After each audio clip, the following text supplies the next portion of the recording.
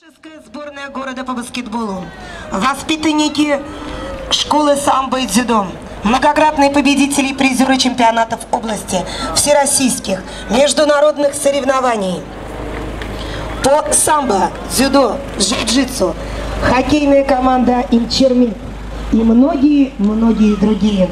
Шествие факелоносцев следует по улице Грацинского. Здесь на пересечении улиц Большая Спасская и Грацинского сохранился исторический уголок Большой Спасской площади с целым рядом домов и построек 18 и 19 веков.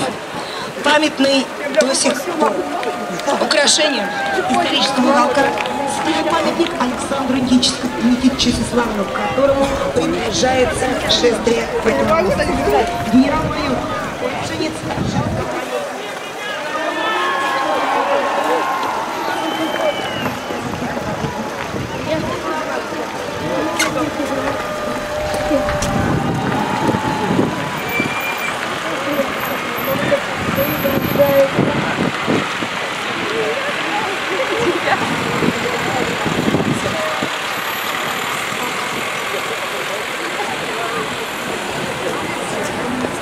Где-то она там.